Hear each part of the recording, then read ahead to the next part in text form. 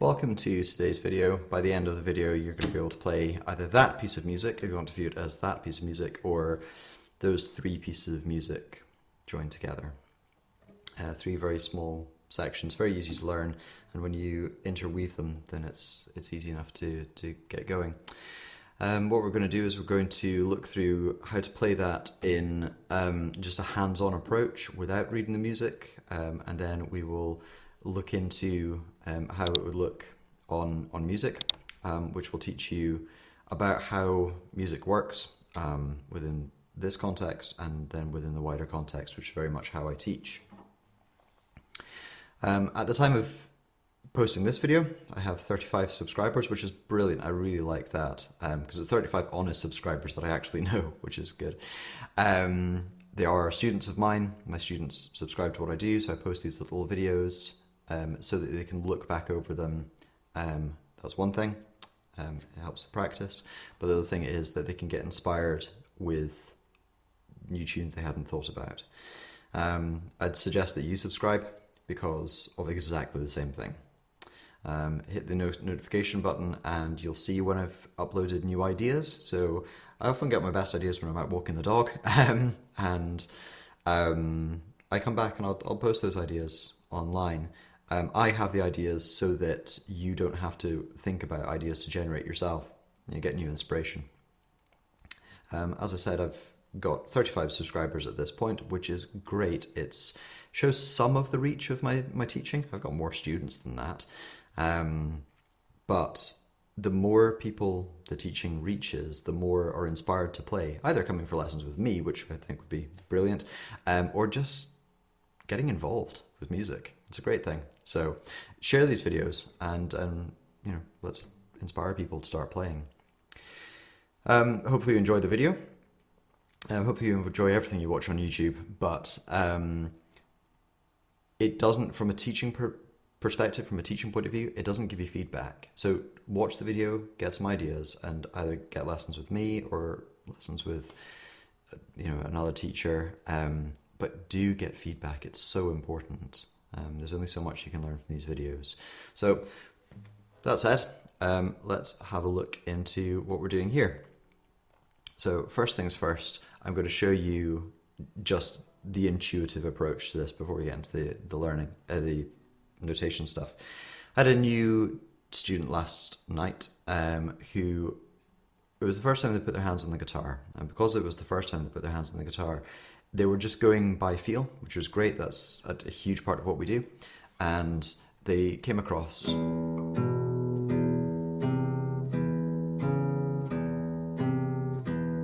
I just want using one finger.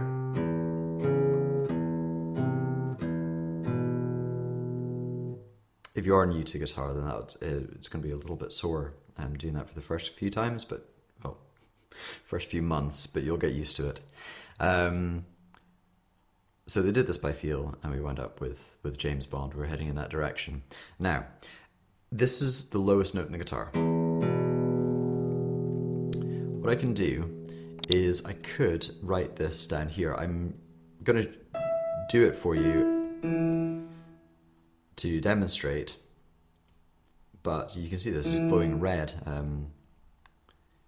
haven't got this tuned to guitar. If this was guitar, that wouldn't be red, but it's saying it's very low. So we'll do something with that in a moment. I think I'll just put in the quavers to begin with.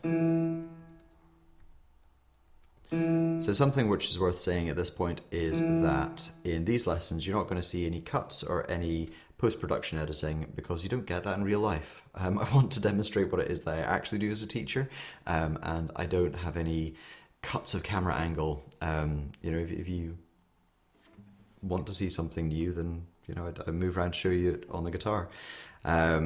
So these notes which are low, this is the lowest string here. Keep keep reverting to the lowest string. If I move on to this string higher, I can move the notes higher.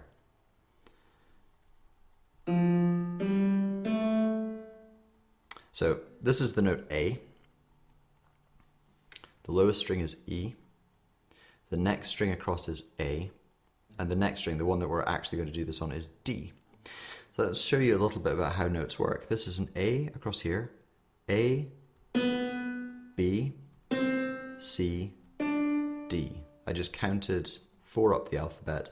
Every line or space that you see in music is an alphabetical letter.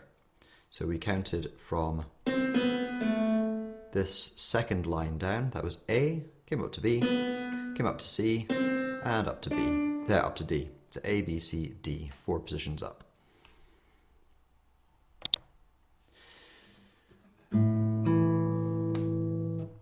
So the first riff that we're going to have a look at is, I'm going to place it on the D because we can see that if I put the notes in,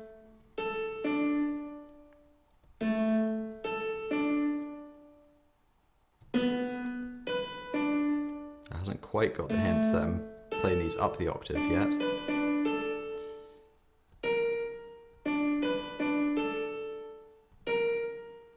Okay, so I'll leave all of the reading, the particulars of notes and sharps and that sort of idea for another lesson, but suffice it to say, I'm starting on my D, and we can see all of the notes are fairly readable within the staff. These 5 lines are called the staff. So watch my hands, copy my hands. So I'm starting with my D string across here.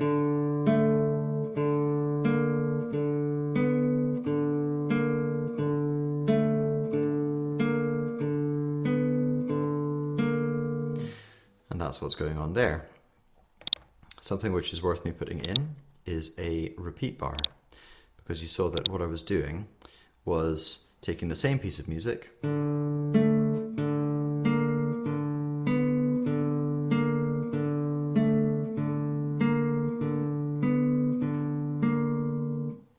or with one finger,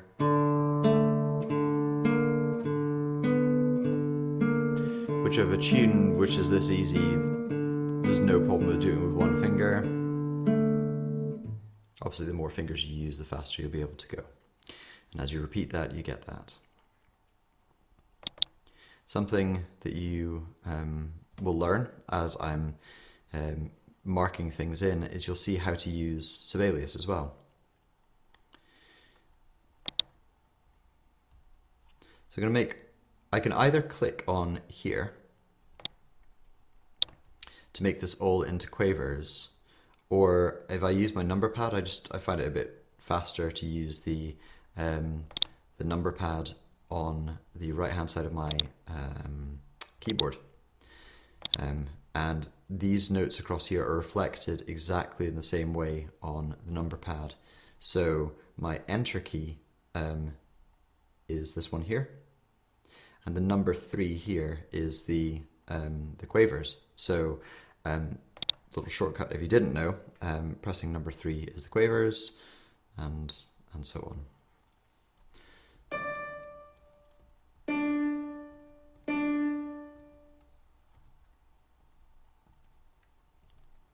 So I'm going to convert these all to quavers again, and a crotchet. Giving you something which looks like this.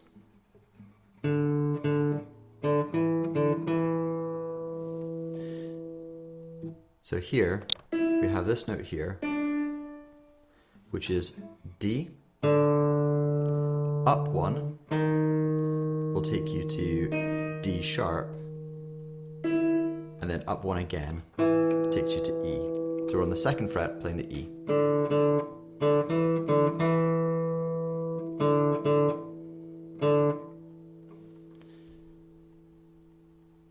Yeah, I won't be able to follow this through. I don't have 3 hands, so I can't follow this through on the music while also playing it at the same time.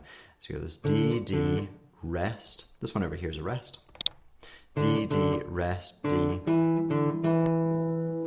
And then we take exactly the same information across here. Copy, paste, and if I take all of these Ds here and move them up one note higher than the E,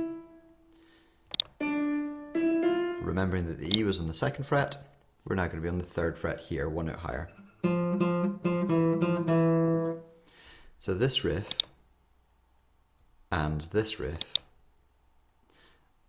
are mirror images of each other, I suppose.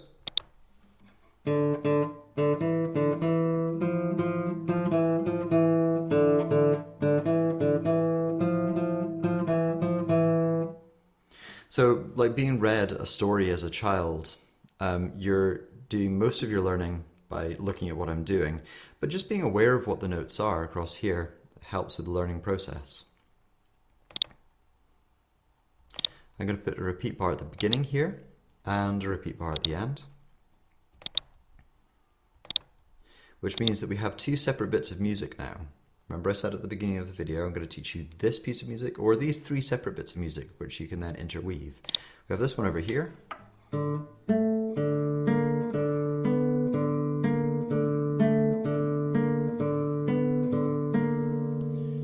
Moving on to this piece of music between these repeat bars here.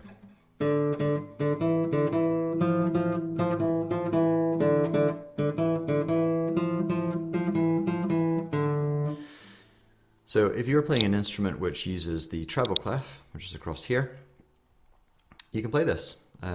Right hand of a piano, or flute, or recorder, or violin, or whatever it is you're playing, or indeed guitar. We've been using quavers so far. Taken from the Old English word quiverin, which means to, is where we get the word quiver from. So these fast notes that kind of shake and shuggle themselves along. We're going to go even faster than that. We're going to go into semiquavers.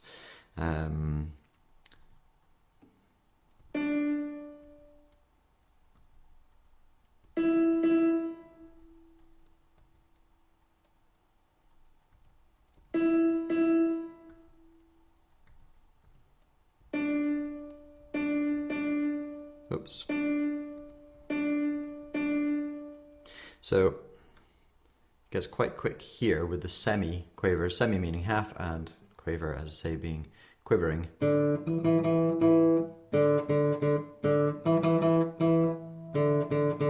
Same notes as here. D on the open string, and E on the 2nd fret. D on the open string, E on the 2nd fret.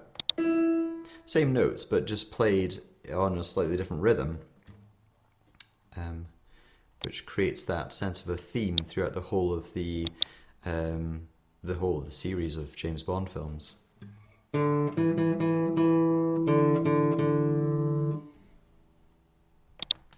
Copy and paste,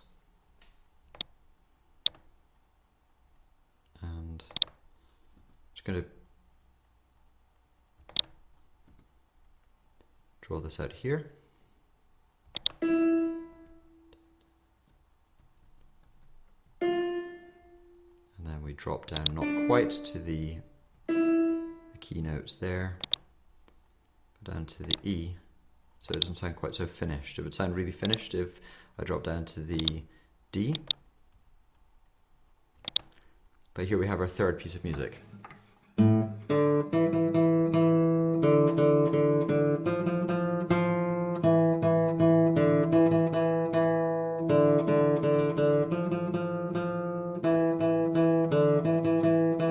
So, as I said at the beginning of the video, when it comes to teaching, reach is the important thing. It's not actually the numbers particularly, but the fact that I reach my students and I get through to them, that's what's important to me. So if you share this video, then the teaching will reach who it needs to reach. If you subscribe to it and hit the notification button, then you'll see new ideas as I have them. And do enjoy the video, and as I said, enjoy learning from what you're learning on YouTube, but you don't get personal responses back. I can't look at how you're playing it and say you would need to hold your hand this way, or have you thought about doing this, or have you thought about this new piece of music over here. So contact me for lessons and I can start giving you that feedback. What I'm going to do just to finish off the video is I'm going to play these 3 pieces in some slightly different orders, and you can see how much music you can create by taking riff A, riff B, and riff C, and like you do with any riff, you would play them repeatedly and in different orders to create a piece of music.